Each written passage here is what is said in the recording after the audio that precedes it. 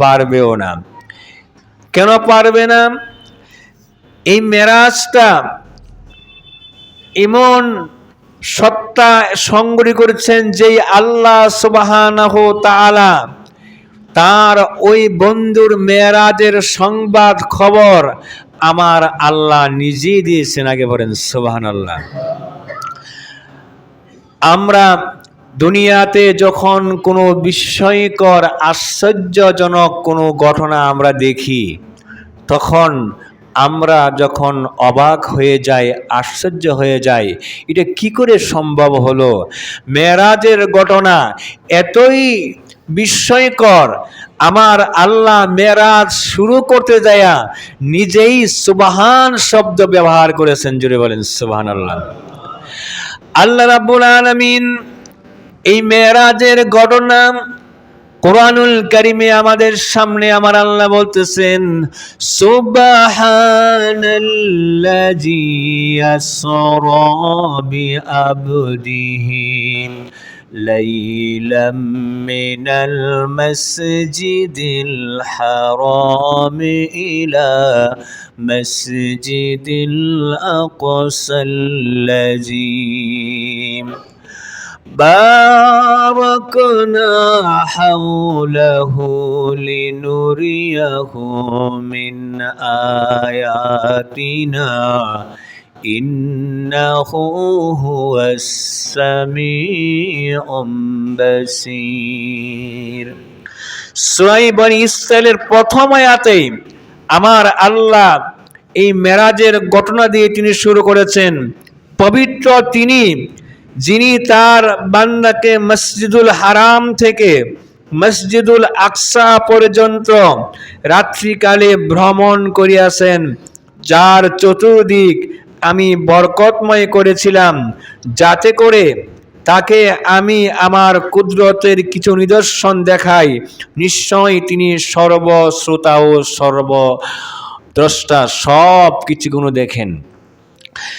আল্লাহ রাব্বুল আলামিন তার বন্ধুর মেরাজ যদি আমার নবীর জবানে বলে যে আমি মেরাজ করে আসছি, আমি এইগুলো দেখে আসছি, তাহলে বান্দারা বিশ্বাস করবে না।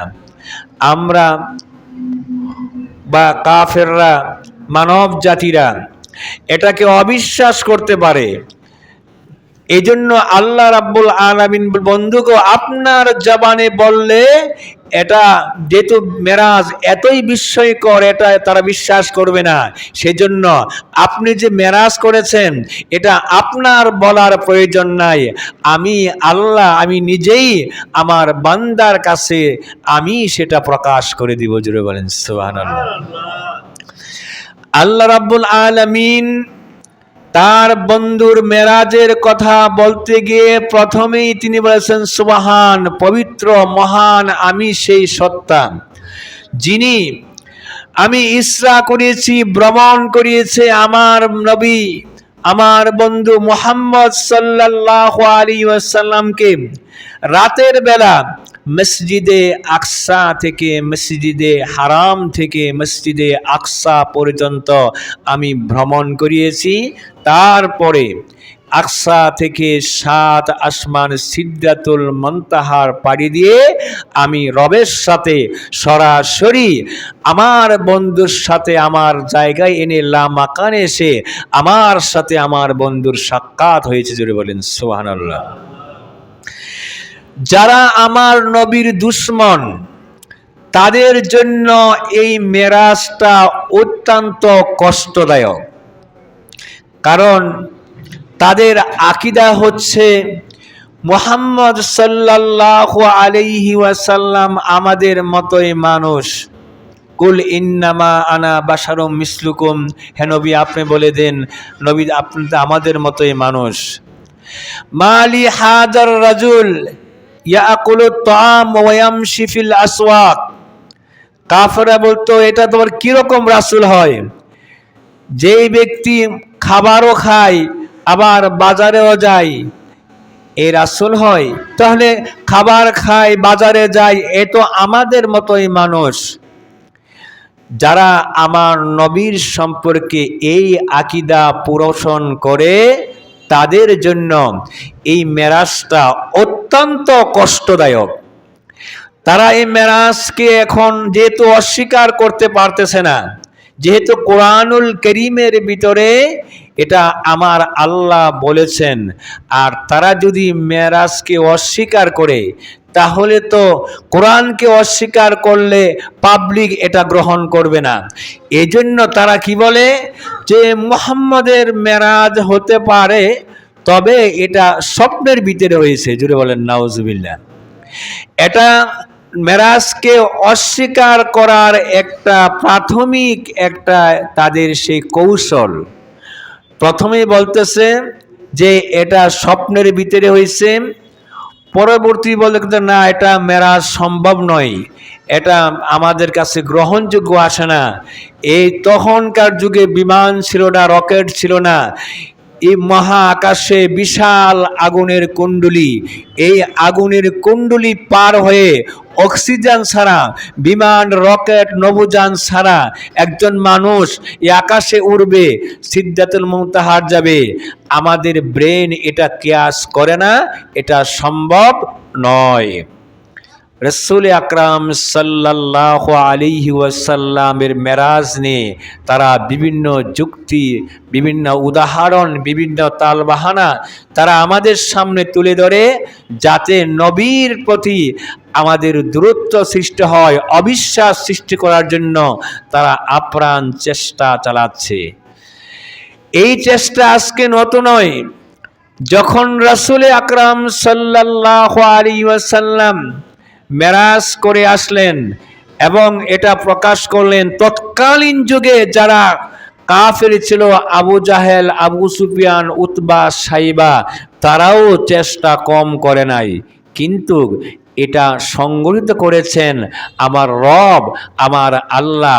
কাফেররা যতই চেষ্টা করুক, কখনো আমার নবীর সম্মান তারা ছোট করতে পারবে না। কেন পারবে না? নবী গো, ওয়ারাফা'না লাকা যিকরাক, আপনার সম্মান, আপনার মর্যাদা আমি আল্লাহ উঁচু করে দিয়েছি।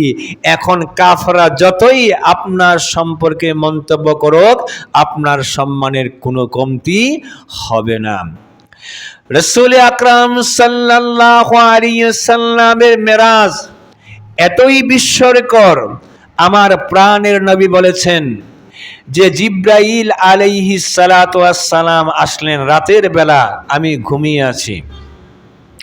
হযরতে জিব্রাইল আলাইহিস সালাতু ওয়াস সালামকে বুরাক দিয়ে আমার আল্লাহ পাঠিয়ে দিলেন, যাও আমার বন্ধুকে আমার আরশে আজিমে নিয়ে আসো, আমার বন্ধুর সাথে আজকে আমার দিদার হবে।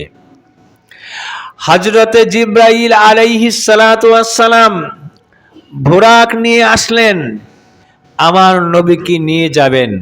রাতের বেলা তো দেখেন আমার নবী কাবার হাতিমের ভিতরে আমার নবী ঘুমিয়ে আছেন। জুড়ে বলেন সুবহানাল্লাহ।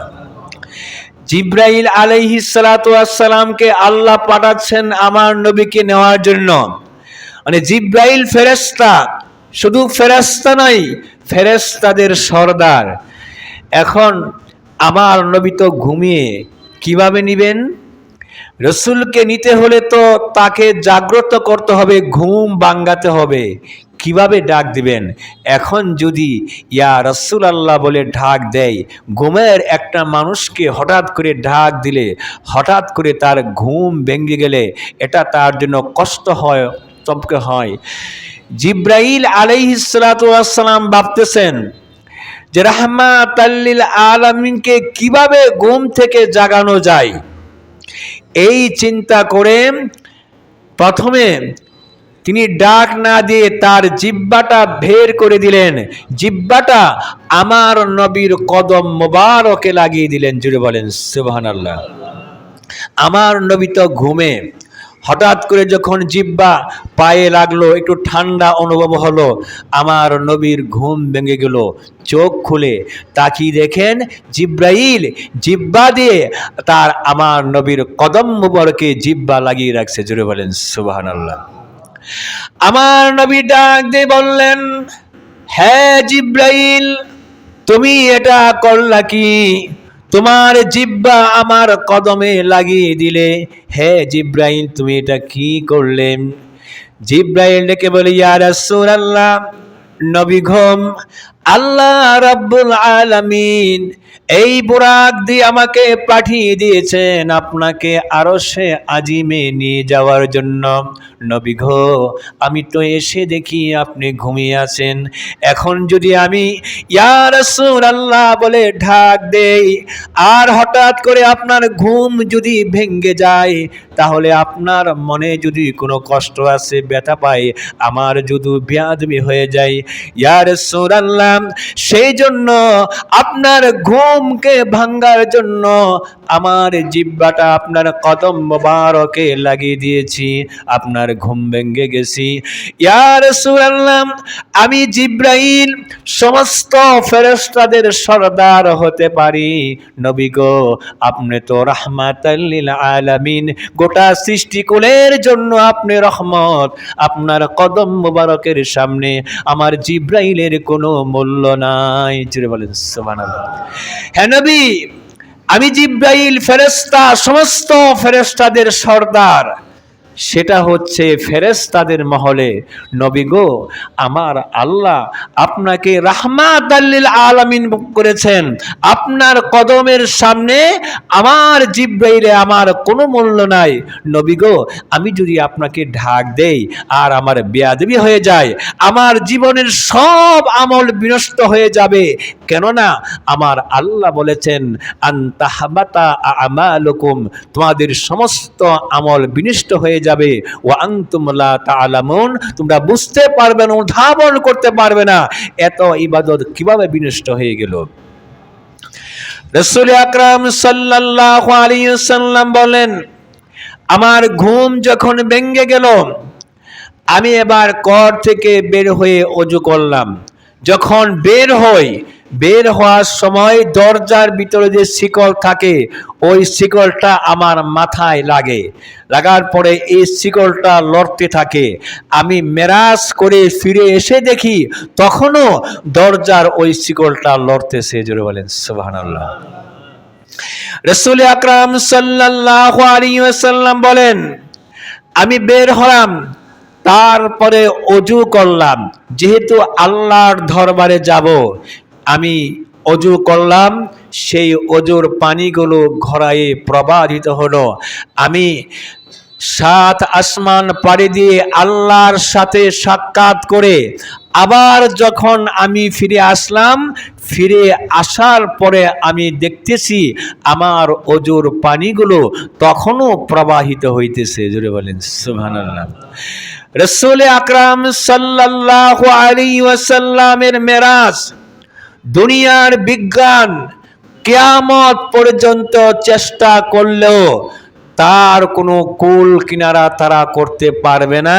কেন পারবে না? সেই কারণে আমার আল্লাহ বলেছেন, মেরাজটা আমার আল্লাহ সংগঠিত করেছেন। কেন করেছেন? লিনুরিয়াহু মিন আয়াতিনা। নবী গো, আমার যেই সৃষ্টির যে কুদরত আছে, সেই কুদরতগুলো আপনাকে দেখানোর জন্য আমি আল্লাহ নিজে দাওয়াত করে আমার আরশে আজিমে নিয়ে এসেছি। বলেন সুবহানাল্লাহ। যেই ঘটনা আমার আল্লাহ সংগঠিত করেছেন, আমরা পৃথিবীর বিজ্ঞানী মানব জাতি যতই গবেষণা করি, তার কোনো কুল কিনারা করা এটা আমাদের পক্ষে সম্ভব। কেন সম্ভব নয় সেটাও আমার আল্লাহ বলেছেন, ওমা উতিতু মিনাল ইলমি ইল্লা কালিলা, তোমাদেরকে সামান্যতম জ্ঞান দেওয়া হয়েছে। এই সামান্য জ্ঞান দিয়া আল্লাহর কুদরতের রহস্য উদ্ঘাটন করা এটা মানুষের পক্ষে সম্ভব নয়। আমরা এক বাক্যে আমরা সেটা মেনেছি, সামিতু ওয়া তাআতু, আল্লাহ যা বলেছেন সত্য, রসুল যা বলেছেন সত্য, এবং রসুলের মেরাজ হয়েছে, আল্লাহর সাথে সাক্ষাৎ হয়েছে, আমরা মনে প্রাণে অন্তর দিয়ে সেটা আমরা বিশ্বাস করি। জুড়ে বলেন সুবহানাল্লাহ। সুতরাং কেউ যদি মেরাজ সম্পর্কে সন্দেহ পোষণ করে, তারপর ঈমান থাকা সম্ভব নয়। কেননা যেই মেরাজের কথা শুধু হাদিসে আসে নাই, কোরআনে আল্লাহ পাক সরাসরি বলেছেন। আপনি মেরাজকে অস্বীকার করা মানেই হলো কোরআনকে অস্বীকার করা, আর কোরআন যদি অস্বীকার করেন আর ঈমান থাকার কথা নয়। সেই জন্য আমরা যখন কথা বলি রাসূলের ব্যাপারে, আমরা যেন সাবধান অবলম্বন করি। আমার নবীর মেরাজ হয়েছে সত্য, আমার আল্লাহর কুদরতিভাবে সম্পন্ন, এটা কন্ট্রোল করেছেন, এটা আমাদের গবেষণা করে এটার কোনো রহস্য উদ্ঘাটন করা সম্ভব নয়। আমরা একথা বিশ্বাস করি, আমার নবীর মেরাজ হচ্ছে সত্য। আল্লাহ রাব্বুল আলামিন আমাদেরকে সেই হেদায়েতের পথে থাকার তৌফিক দান করুন। সকলে পড়ছি আমিন। ওয়া আখির দাওয়ানা ওয়া মা আলাইনা ইল্লাল বালাগ। যারা সুন্নত পড়েন না এখন পড়েন।